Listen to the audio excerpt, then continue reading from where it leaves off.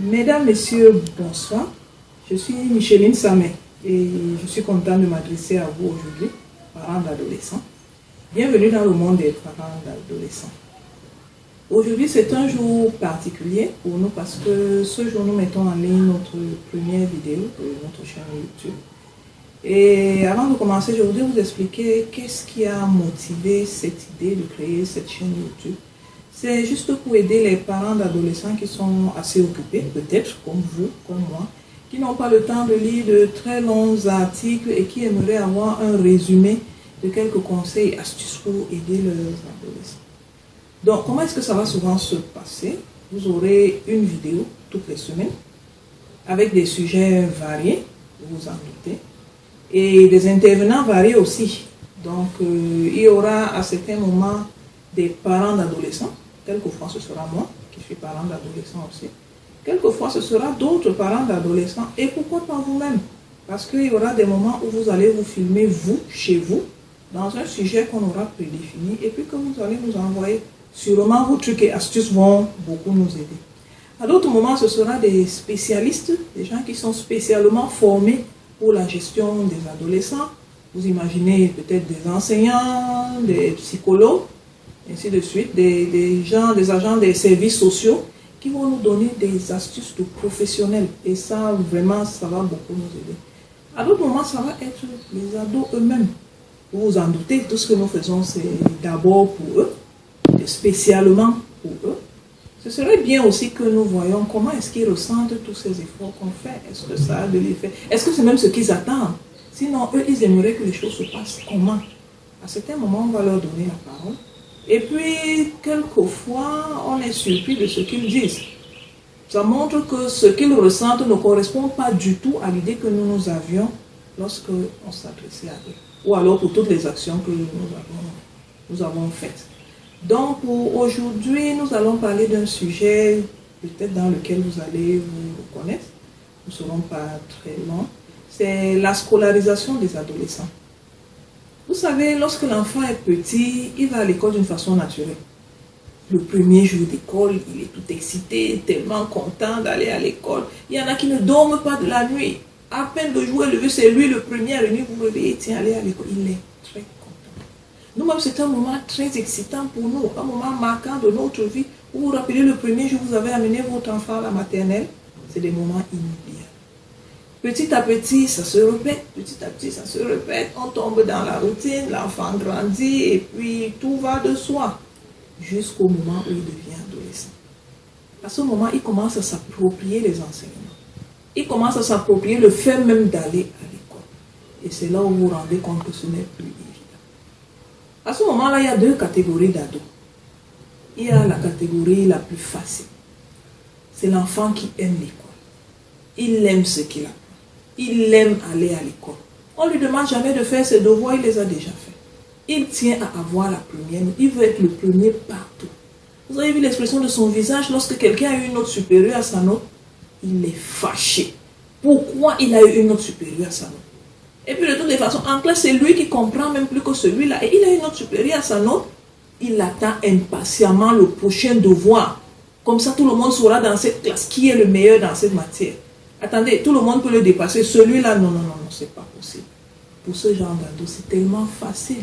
Il est automotivé déjà. Donc le parent n'a pas grand-chose à faire.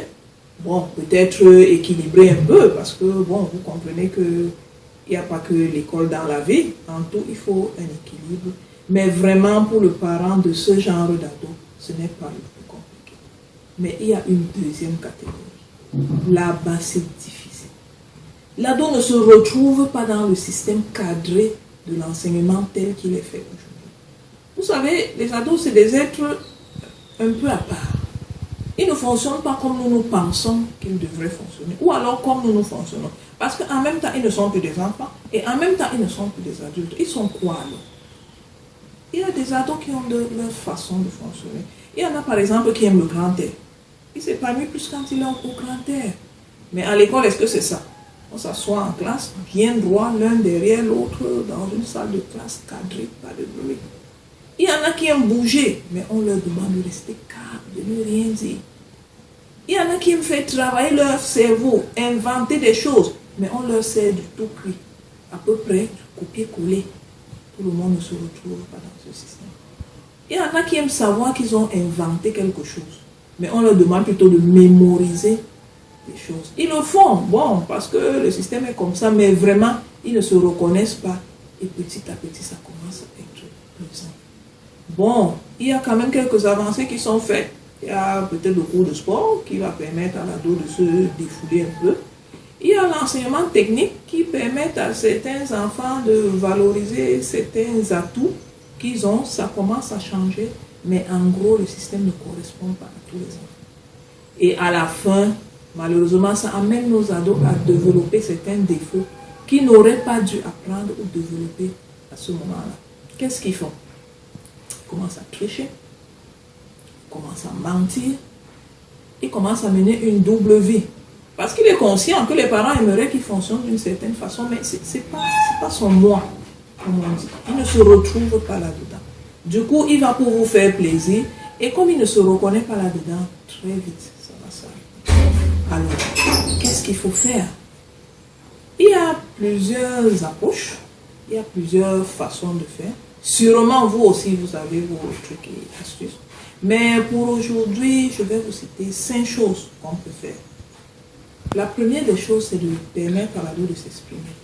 Dans le sens de lui demander qu'est-ce qu'il veut faire. Qu'est-ce qu'il veut faire dans le sens de la finalité, c'est-à-dire qu'il se voit dans quel corps de métier. Exemple, tout bête. Quand il voit quelqu'un avec la blouse et le stéthoscope accroché, est-ce que ça lui plaît?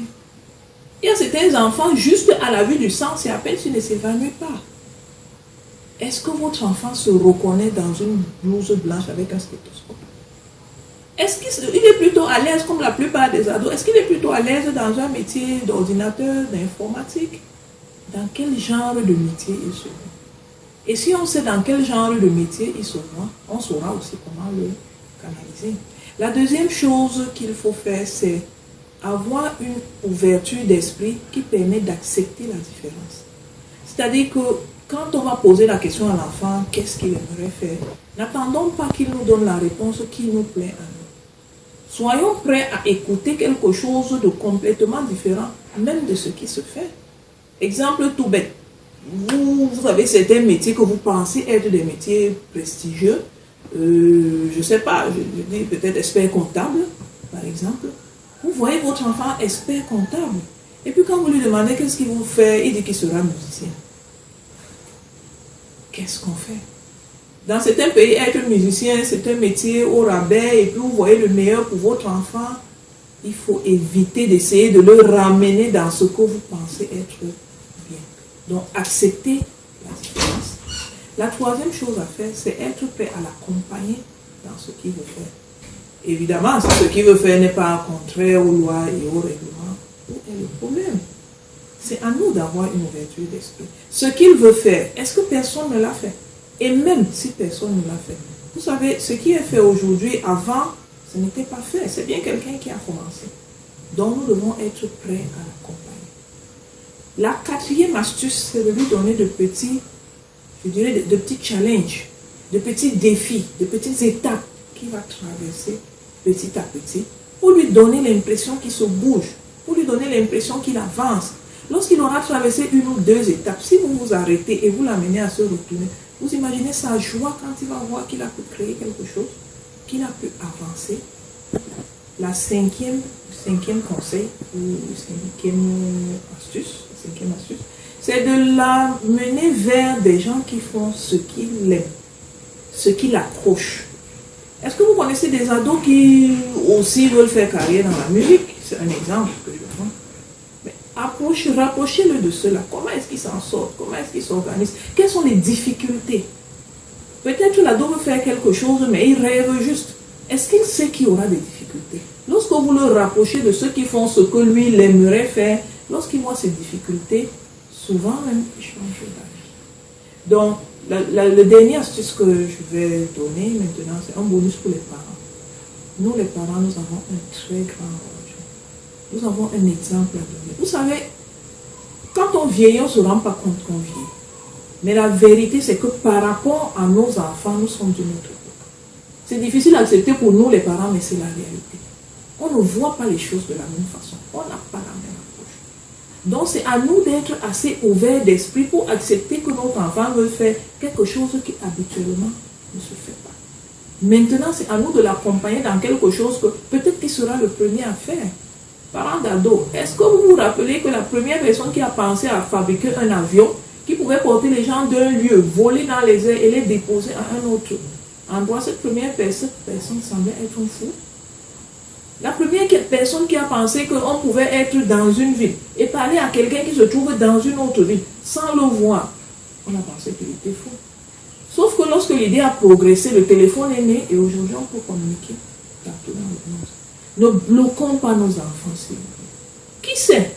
Peut-être c'est par leur blocage, leur lacune, leur difficulté que le système scolaire va changer. Donc, ce que je voudrais dire aujourd'hui, en résumé, c'est que ayons l'ouverture d'esprit. Acceptons que nos enfants ne se retrouvent pas dans le système tel qu'il est fait et donnons-leur la possibilité d'ouvrir leur voie. Peut-être c'est eux qui vont trouver d'autres personnes. Donc, voilà ce que je voulais échanger avec vous aujourd'hui, chers parents d'adolescents.